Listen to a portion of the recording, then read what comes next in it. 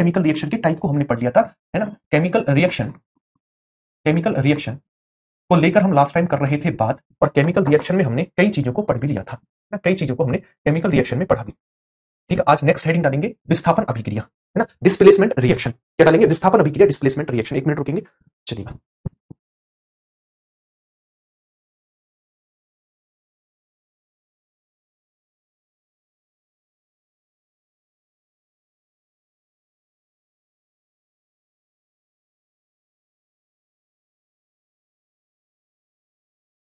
Heading डालेंगे विस्थापन अभिक्रिया यानी डिस्प्लेसमेंट रिएक्शन। हेडिंग डालिएगा विस्थापन अभिक्रिया। विस्थापन अभिक्रिया, विस्थापन अभिक्रिया को आप नॉर्मली समझिएगा कैसे, बहुत सिंपल वे में आप समझ पाएंगे। विस्थापन अभिक्रिया यानी डिस्प्लेसमेंट रिएक्शन।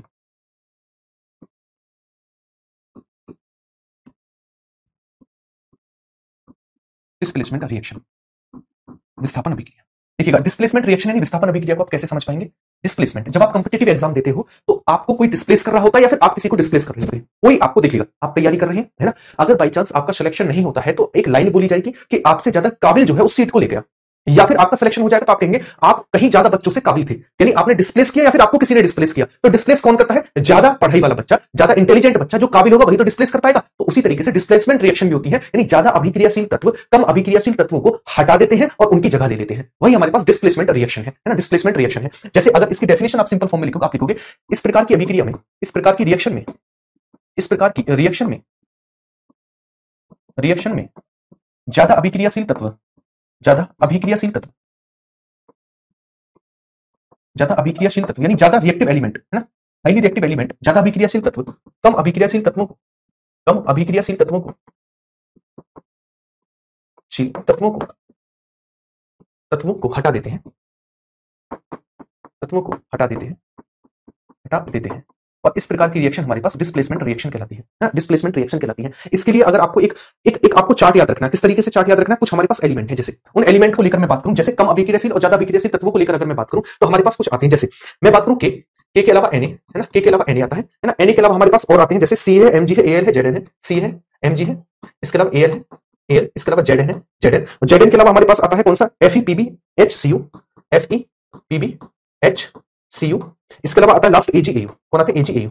तो आप कैसे याद रखेंगे? ये जो हमारे पास क्रम है ये ज्यादा अभिक्रियाशील तत्वों से कम अभिक्रियाशील तत्वों की ओर है। मैं यहां पर लिख दूं इसे, यहां पर लिखा जा सकता है, यहां पर तो जगह नहीं बची, चलिएगा।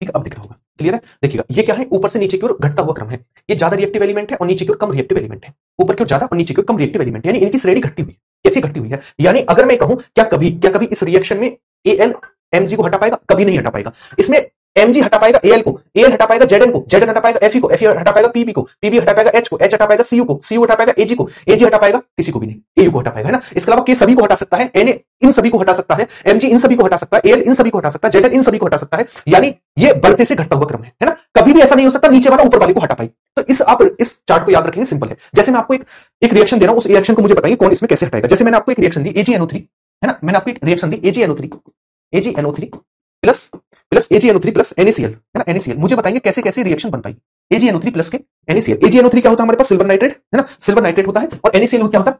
सोडियम क्लोराइड, है ना, सोडियम क्लोराइड। एक सिंपल सी चीज मुझे आप बताएंगे, क्या आप ये कहेंगे कि देखिएगा Ag और Na, इन दोनों को कंपेयर करो, Ag और Na में ज्यादा अभिक्रियाशील कौन सा है? Na है। ज्यादा अभिक्रियाशील कौन सा? Na है। तो Na हटा देगा Ag को, Na हटा देगा Ag को, और क्या बना देगा? ये बना देगा हमारे पास NaNO3, क्योंकि Ag को हटा रहा है तो उसकी जगह पर आएगा NaNO3, है ना, NaNO3 प्लस के, अब ये हट गया तो बचा क्या? Ag, इसकी जगह पर आ जाएगा, प्लस के क्या आ जाएगा?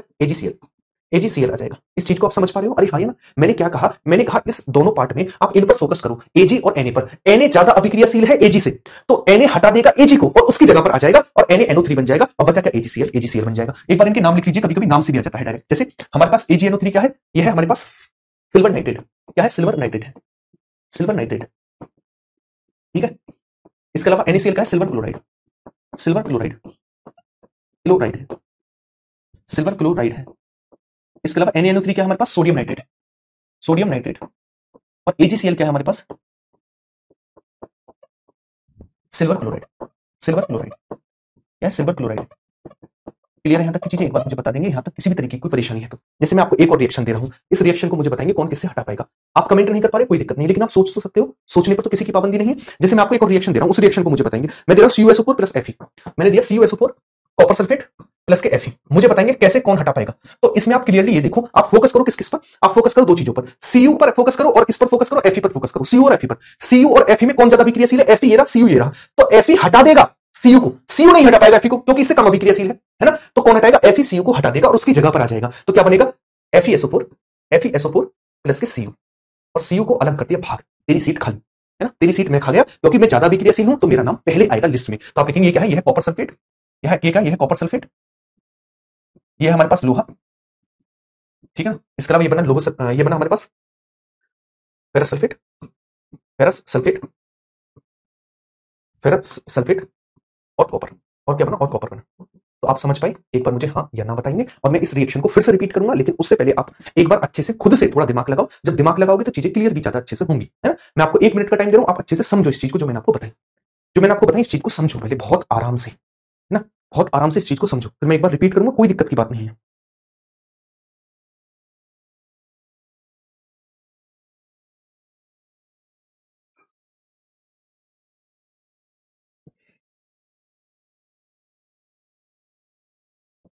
क्लियर है?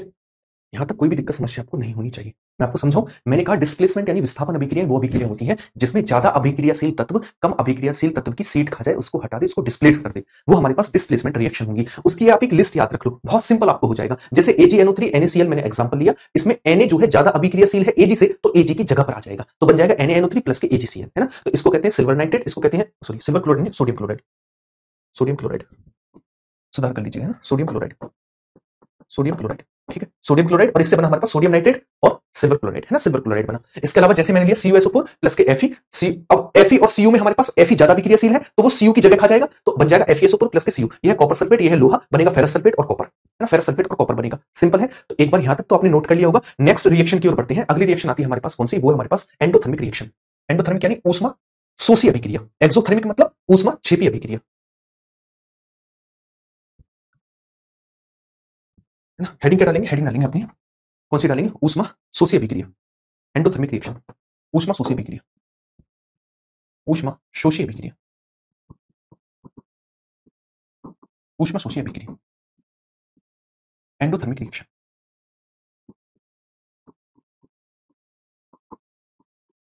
रिएक्शंस क्या होती है?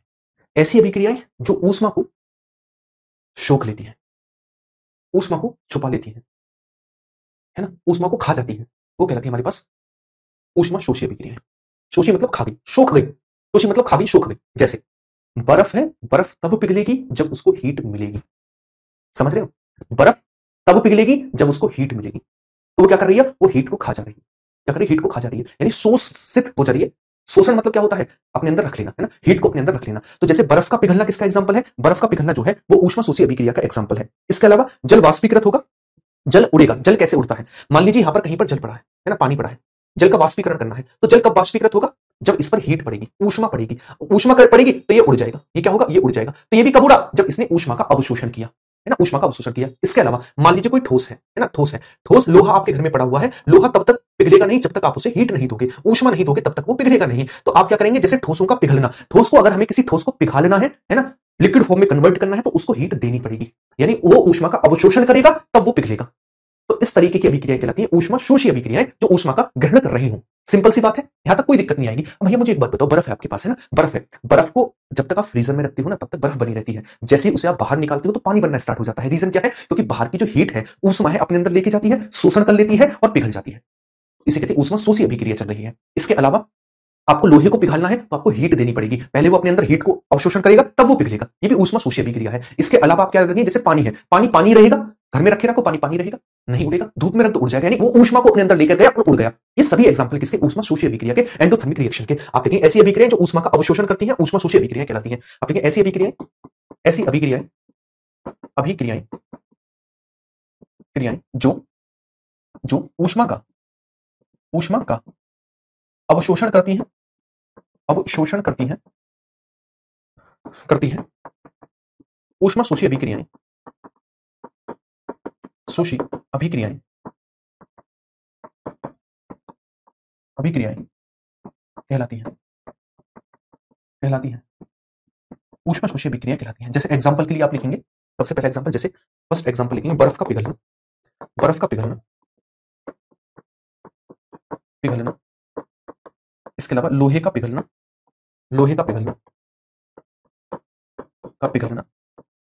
इसके अलावा पानी का वाष्पीकृत होना पानी का वाष्पीकृत होना रत होना, ये सभी के सभी एग्जांपल किसके हैं? ऊष्मा शोषी अभिक्रिया इसके ऊष्मा शोषी अभिक्रिया के। यहाँ तक नोट डाउन करेंगे, फिर आगे की ओर बढ़ेंगे। यहाँ तक नोट डाउन कर रहे होंगे, तब हम आगे की ओर बढ़ रहे होंगे। बहुत सिंपल है, बहुत आसान है ना। नोट डाउन करिए, फिर बात करेंगे ऊष्मा क्षेपी अभिक्रियाओं को लेकर, इसको लेकर ऊष्मा क्षेपी अभिक्रियाओं को लेकर बात करेंगे।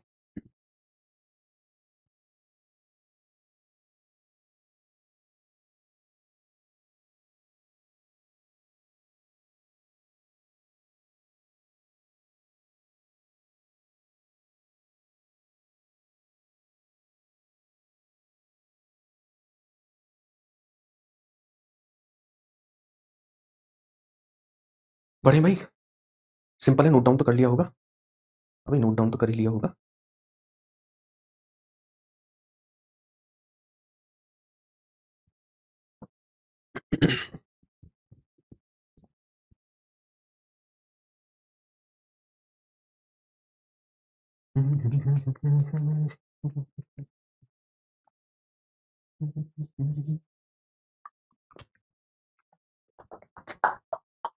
नेक्स्ट आगे की ओर बढ़ते हैं।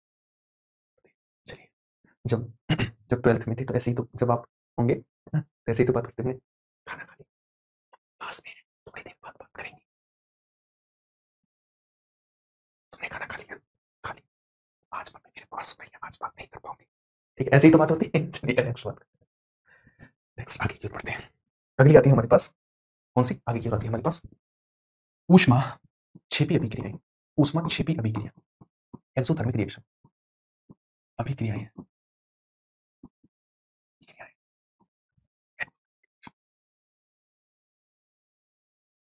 रिएक्शन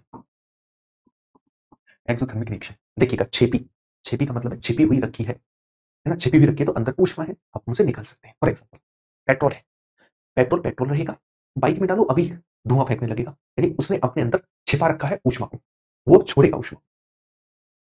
क्लियर है? कोयले को जलाओ, कार्बन को जलाओ, कार्बन ऑक्सीजन की उपस्थिति में जलेगा, यानी C+O2, यानी कार्बन ऑक्सीजन की उपस्थिति में जलेगा तो कार्बन डाइऑक्साइड आग लगती है। तो इसका मतलब कार्बन ने भी अपने अंदर ऊष्मा छुपाए हुए है। आग लगेगी तो ऊष्मा छोड़ेगा। क्लियर है? डीजल को आप लेते हैं, डीजल में आग लगा दो, केरोसिन में आग लगा दो, ये सभी क्या है? ये सभी ऊष्मा छिपी अभिक्रिया है। छिपी का मतलब क्या है? अंदर एनर्जी छिपी हुई है, और वो जब उनका दहन होगा तो वो अपने अंदर की एनर्जी को बाहर फेंकेंगे। ये कहलाती है ऊष्मा छिपी अभिक्रिया। आप लिखेंगे ऐसी अभिक्रियाएं जो ऊष्मा को छोड़ती है, ऊष्मा छिपी अभिक्रिया कहलाती है। ऐसी अभिक्रियाएं ऐसी अभिक्रियाएं अभिक्रियाएं जो जो ऊष्मा को ऊष्मा को छोड़ती हैं ऊष्मा क्षेपी अभिक्रियाएं कहलाती हैं। अभिक्रियाएं कहलाती हैं। जैसे एग्जांपल के लिए लिखिएगा, जैसे पेट्रोल का दहन करना, फर्स्ट पेट्रोल का दहन करना, पेट्रोल हो गया, एक साथ लिख लेंगे ना, पेट्रोल हो गया, डीजल हो गया, केरोसिन ऑयल हो गया, केरोसिन ऑयल आदि का दहन करना, तो आग लगती है, ऊष्मा निकलती है। आदि का दहन करना है ना, आग निकलती है। क्या निकलती है? आग निकलती है। इसके अलावा आप नेक्स्ट लिखेंगे सेकंड एग्जांपल में, जैसे कार्बन व ऑक्सीजन से कार्बन डाइऑक्साइड का बनना, ऑक्सीजन से CO2 का बनना बेसिकली क्या है? हम कोयले का दहन कर रहे हैं, है ना, कोयले का दहन कर रहे हैं और कुछ नहीं है, धुआं निकलता है, कार्बन डाइऑक्साइड निकलती है। थर्ड लिखना, जैसे लोहे पर जंग लगना। आप कहेंगे लोहे पर जंग लगना कैसे? इसे तो समझाओ। जंग लगना, इसे तो समझाना पड़ेगा। अरे हाँ या ना, इसे तो समझाना पड़ेगा। तो समझाओगे कैसे? जब लोहे को हम खुला छोड़ देते हैं तो वो ऑक्सीजन से क्रिया कर लेता है और उस पर जंग लग जाती है। तो लोहा तो जलेगा नहीं, आग तो लगेगी नहीं, तो वो आग लगने का ही छोटा रूप है लोहे पर जंग का लगना, है ना। आग लगने का ही छोटा रूप है लोहे पर जंग का लगना। स्टार्टिंग होती है तरीके, लोहे को आप पिघलाओगे, उसकी कोई इनिशियल कंडीशन होती है लोहे पर जंग लगना, है ना। वो ऑक्सीजन से क्रिया करता है और वो खुद के ऊपर जंग लगा देता है। ठीक है, इसलिए चीजों का यूज करते रहना चाहिए ताकि जंग ना लगे।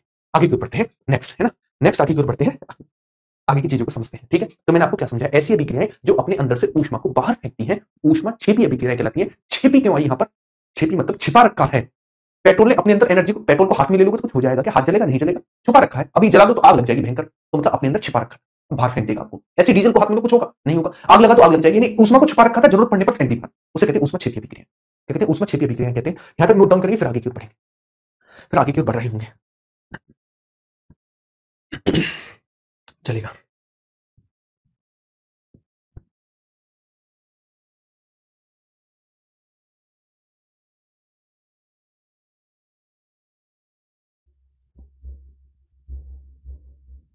बढ़े आगे की ओर,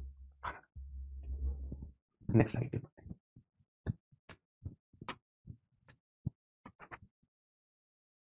नेक्स्ट, ऑक्सीडेशन रिएक्शन, ऑक्सीकरण अभिक्रियाएं। अगली हेडिंग डालें ऑक्सीडेशन रिएक्शन, ऑक्सीकरण अभिक्रियाएं। ऑक्सीडेशन रिएक्शन, ऑक्सीकरण अभिक्रियाएं। बहुत सिंपल है, बहुत इजी वे में समझोगे, वरना तो दिमाग को हौच पौच कभी नहीं करना है ना। ऑक्सीडेशन रिएक्शन, ऑक्सीकरण अभिक्रियाएं, ऑक्सीकरण अभिक्रियाएं, ऑक्सीकरण अभिक्रियाएं। Oxidation, oxidation reaction, oxidation reaction, ऑक्सीकरण अभिक्रियाएं। देखिएगा ऑक्सीडेशन रिएक्शन क्या होती है, बस 3 पॉइंट याद रखोगे, 3 पॉइंट जी। जब जब जब जब फर्स्ट पॉइंट कैसे याद रखोगे, या तो फर्स्ट पॉइंट या तो ऑक्सीजन ऐड हो रही हो, ऐड हो रही हो, अभी सब समझ जाओगे, हो रही हो, ऑक्सीडेशन रिएक्शन होगी, या फिर हाइड्रोजन हट रही हो, हट रही हो, ऑक्सीडेशन रिएक्शन होगी, या फिर इलेक्ट्रॉन की कमी हो रही हो, इलेक्ट्रॉन की कमी हो रही हो, की कमी हो रही हो, ऑक्सीडेशन रिएक्शन कहलाती है। तीनों ऑक्सीडेशन रिएक्शन के प्रकार हैं। अब आप कहोगे हमें बताओ तो सही कैसे, आप खुद निकालोगे कैसे, कौन से ऑक्सीडेशन रिएक्शन है, कैसे निकालोगे मैं बताता हूं। जैसे मैं आपको एक ऑक्सीडेशन रिएक्शन का एग्जांपल दे रहा हूं, 2 Mg plus O2, 2 Mg plus O2, 2 Mg plus के O2, 2 Mg2O, 2 Mg2, है ना। ये क्या है, ये है मैग्नीशियम, ये क्या है, ये है मैग्नीशियम, मैग्नीशियम, ये है ऑक्सीजन, क्या है, ये है ऑक्सीजन, ऑक्सीजन, ऑक्सीजन। ये क्या हमारे पास, ये है magnesium oxide, magnesium oxide, magnesium oxide. इन कुत्तों को रात में अपनी गर्लफ्रेंड की याद आती है, कोई भी बुरा नहीं मानेगा, इनकी भी पर्सनल लाइफ है, ठीक है, भौंकने दो। चलिएगा आगे की ओर बढ़ते हैं, रात में इन्हें अपनी प्रेमिका याद आती है। चलिएगा अगर मैं बात करूं किसको लेकर, Mg है ना, Mg है, यहां पर Mg भैया बिना बहू के बैठा था, बिना ऑक्सीजन के बैठा था।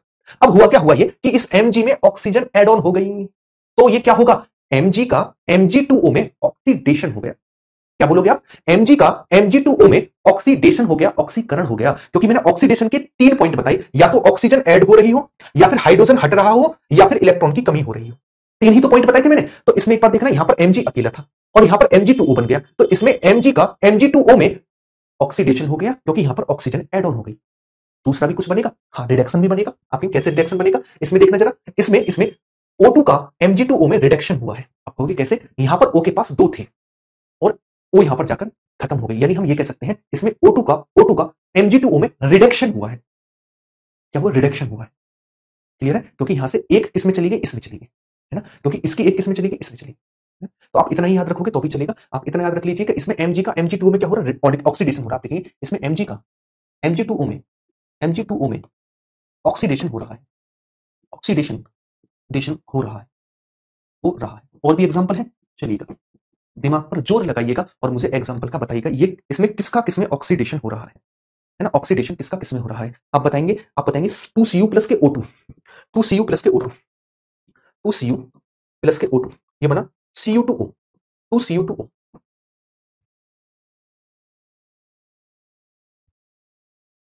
अच्छा ये संतुलित नहीं है, एक बार 4Cu प्लस के O2, 2Cu2O बना, ऐसे यहां पर भी 4 होगा, है ना, ये संतुलित नहीं है।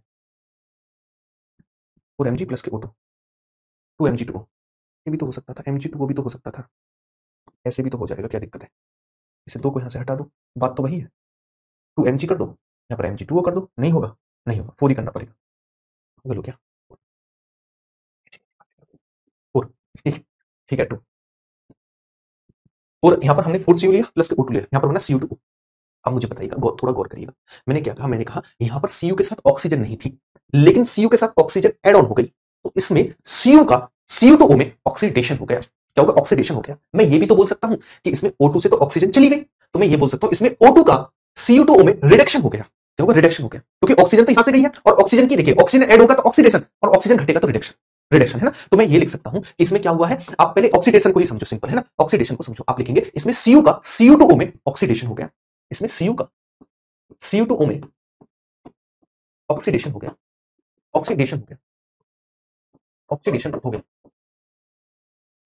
Cu का Cu2O में क्या हो गया, ऑक्सीडेशन हो गया। क्लियर है, यहां तक दिक्कत समस्या है। अब मैं आपको एक और एग्जांपल दे रहा हूं, सर चकरा देने वाला एग्जांपल है ना, सर चकरा देने वाला एग्जांपल। देखिएगा इस एग्जांपल को, देखिएगा ये बहुत प्यारा एग्जांपल है, ये बहुत प्यारा एग्जांपल है ना, बहुत प्यारा एग्जांपल है। चलिए एक पहले यहां तक नोट डाउन करेंगे ना, हम एक बार रिडक्शन की डेफिनेशन लिख लेंगे, फिर बहुत आसान हो जाएगा, उसमें रिडक्शन ऑक्सीडेशन दोनों साथ ही होते हैं, है ना, और एग्जांपल एक साथ लिखेंगे बढ़िया बढ़िया से, है ना। पहले यहां तक नोट डाउन करेंगे, बहुत सिंपल था, बहुत आसान था, बहुत सिंपल है, बहुत आसान है, आप बिल्कुल भी दिक्कत समस्या परेशानी से ग्रसित नहीं होंगे।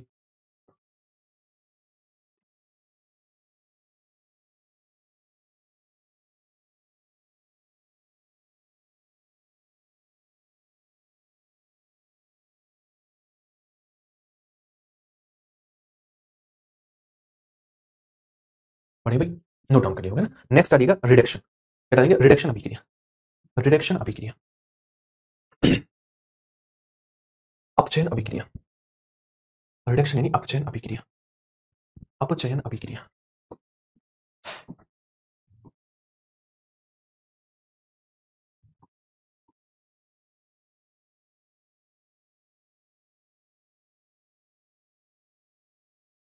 रिडक्शन रिएक्शन, है ना। अब दोनों के साथ में एग्जांपल लेंगे, मस्त मस्त। देखिएगा इसमें क्या होगा, इसमें ये होगा, या तो फर्स्ट ऑफ ऑल या तो ऑक्सीजन हट रही हो, ऑक्सीजन हट रही हो, या फिर हाइड्रोजन जुड़ रहा हो, या फिर हाइड्रोजन ऐड हो रहा हो, ऐड हो रहा हो, ऐड हो रहा हो, है ना। या फिर आप ये कह सकते हैं, या फिर थर्ड पॉइंट, या फिर इलेक्ट्रॉन ऐड हो रही हो, इलेक्ट्रॉन ऐड हो रही हो, ऐड हो रही हो। अब मैं आपको एग्जांपल ले रहा हूं, बहुत सिंपल सिंपल, है ना, बहुत इजी वे में आप इन चीजों को समझ पाएंगे। जैसे मैंने एक एग्जांपल लिया, यहां पर मेरे पास Zn है, ZnO प्लस सी, इससे बना Zn plus CO, Zn plus CO ना, Zn प्लस CO बना। अब मुझे बताएंगे किसका किसमें ऑक्सीडेशन और रिडक्शन हो रहा है। देखिएगा ZnO, इसमें ऑक्सीजन था, इससे ऑक्सीजन हट गया, है ना, यहाँ पर Zn हो गया, तो ऑक्सीजन का हटना रिडक्शन कहलाता है, तो इसमें ZnO का Zn में रिडक्शन हो रहा है। क्लियर है। अच्छा, ऑक्सीजन का एड ऑन होना क्या होता है, ऑक्सीडेशन होता है, तो यहाँ पर तो सी था, तो ये CO हो गया, तो इसका मतलब सी का CO में ऑक्सीडेशन हो गया, सी का CO में क्या हो गया, ऑक्सीडेशन हो गया। तो पॉइंट बनाकर लिखेंगे, आप लिखेंगे ZnO का Zn में रिडक्शन, Zn में रिडक्शन, रिडक्शन, और इसमें क्या हो रहा है, सी का CO में, CO में ऑक्सीडेशन हो रहा है, ऑक्सीडेशन हो रहा है।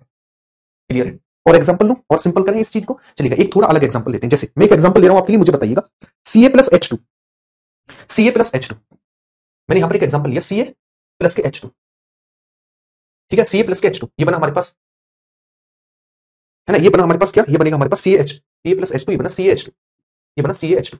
बताइएगा इसका क्या हुआ, इसका क्या हुआ, इसका क्या हुआ। तो आप कहेंगे अगर इस रिएक्शन में हम देखना चाहें तो सिंपल है, इसमें सी था और सी में ऐड हो गया हाइड्रोजन, हाइड्रोजन ऐड हो गया, तो ऑक्सीजन का हटना या फिर हाइड्रोजन का जुड़ना, दोनों ही तो रिडक्शन है, तो मैं ये कह सकता हूं इसमें Ca का CaH2 में रिडक्शन हो रहा है ना, CH2 में रिडक्शन हो रहा है, लेकिन Ca का CaH2 में, H2 में रिडक्शन, में रिडक्शन, रिडक्शन। अच्छा, मैं ये भी लिख सकता हूं, लिखना चाहिए आप, है ना, आप ये भी लिख सकते हैं, यहां पर हाइड्रोजन थी, पूरी की पूरी हाइड्रोजन चिपक गई किसके साथ, कैल्शियम के साथ, तो मैं ये भी कह सकता हूं इसमें इसमें H2 का CaH2 में ऑक्सीडेशन हो गया।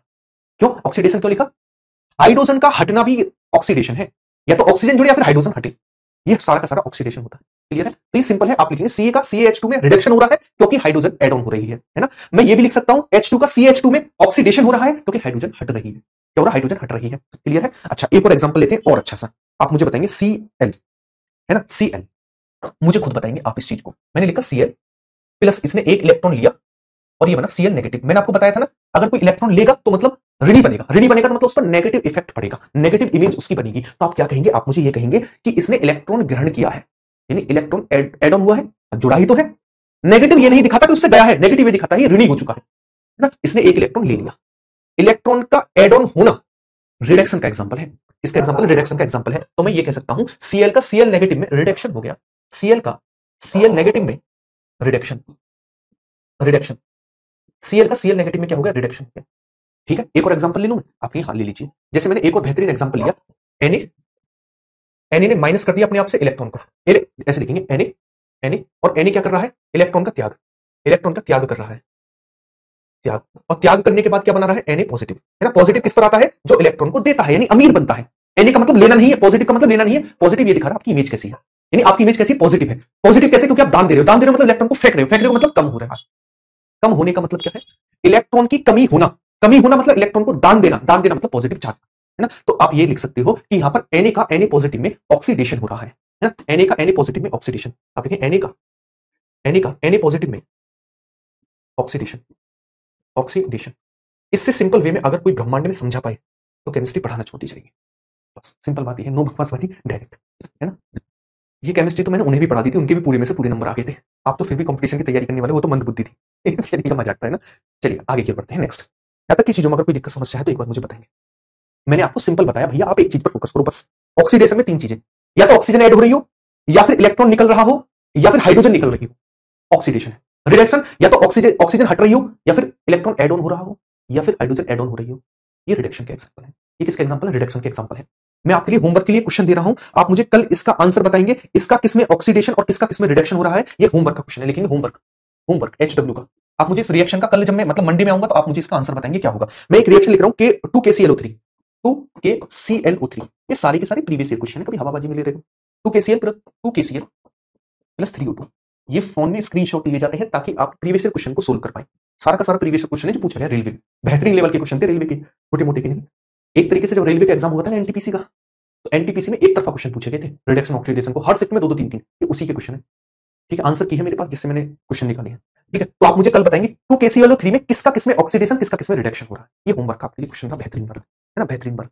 आगे की ओर बढ़ी, आगे की ओर जब बढ़ेंगे, जब आप मुझे यहां तक बता देंगे कि कोई दिक्कत समस्या तो नहीं, ठीक है, कोई दिक्कत समस्या तो नहीं है, बढ़े आगे की ओर, तो मुझे आप एक बार बता देंगे कोई दिक्कत समस्या तो नहीं है,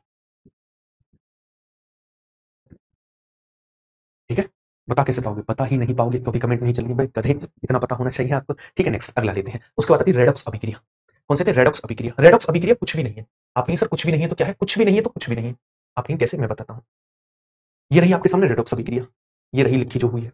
आपने सर इसमें क्या है, इसमें खास बात क्या है, ऐसी अभिक्रियाएं जिसमें ऑक्सीडेशन और रिडक्शन दोनों साथ साथ चल रही हो, पैरेलल चल रही हो, रेडॉक्स अभिक्रिया कहलाती है ना। तो एक पॉइंट बना के लिखेंगे, रेडॉक्स अभिक्रिया, redox reaction, redox reaction, redox अभिक्रिया, रेडॉक्स अभिक्रिया, अभिक्रिया। आप लिखेंगे ऐसी रिएक्शन, ऐसी अभिक्रियाएं जिसमें ऑक्सीडेशन और रिडक्शन दोनों एक ही इक्वेशन में चल रही हो, एक ही अभिक्रिया में चल रही हो, रेडॉक्स अभिक्रिया कहलाती है, रेडॉक्स अभिक्रिया कहलाती है। आप लिखेंगे ऐसी अभिक्रिया, ऐसी अभिक्रिया, ऐसी रिएक्शन, रिएक्शन जिसमें जिसमें ऑक्सीडेशन और रिडक्शन साथ साथ हो रहे हो, ऑक्सीडेशन व रिडक्शन, रिडक्शन साथ साथ हो रहे हो, साथ साथ हो रहे हो, रहे हो, और रेडॉक्स अभिक्रिया, रेडॉक्स रिएक्शन कहलाती है, रेडॉक्स रिएक्शन कहलाती है, कहलाती है। अब आप कहेंगे एग्जांपल, जैसे जैसे जेडएनओ का जेडएन में क्या हो रहा है, ऑक्सीजन हट रही है तो रिडक्शन हो रहा है, जबकि सी में ओ जुड़ रहा है, ऑक्सीजन जुड़ रहा है, तो सी का सीओ में ऑक्सीडेशन हो रहा है, दोनों की दोनों पैरेलल चल रही है। ये एग्जांपल है रेडॉक्स अभिक्रिया का, रेडॉक्स अभिक्रिया का, यानी ऑक्सीडेशन और रिडक्शन अभिक्रिया में रेडॉक्स अभिक्रिया भी हो सकती है, बस साथ साथ चल रही हो। तो ये ऑक्सीडेशन अभिक्रिया का भी एग्जांपल है, ये रिडक्शन अभिक्रिया का एग्जांपल है, और ये रेडॉक्स अभिक्रिया का भी एग्जांपल है।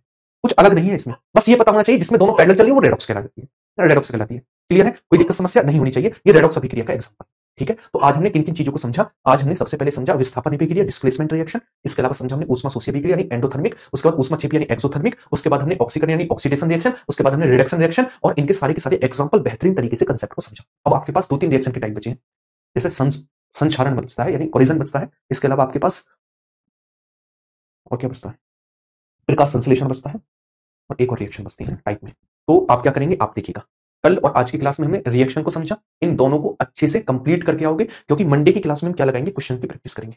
रेडॉक्स का भी समझा था, क्वेश्चन की प्रैक्टिस। ये आपके पास सारे के सारे क्वेश्चन हैं जिनकी प्रैक्टिस हम कब करेंगे। कितने क्वेश्चन है आपके पास, ये सारे केवल रिएक्शन के क्वेश्चन है, कोई अलग नहीं, सारे के सारे रिएक्शन के क्वेश्चन है। 21 क्वेश्चन, 21 क्वेश्चन रिएक्शन के क्वेश्चन है। जैसे एक आपके पास बड़ा सिंपल सा क्वेश्चन मैं यहीं पर आपको बता देता हूं, देखिए इस क्वेश्चन को जरा गौर करना, आप कर पा रहे हो, एक बार मुझे बताना, चल कर पा रहे हो। इसमें कहा वह रासायनिक अभिक्रिया जो एक ही दिशा में चलती है वो क्या कहलाती है ना।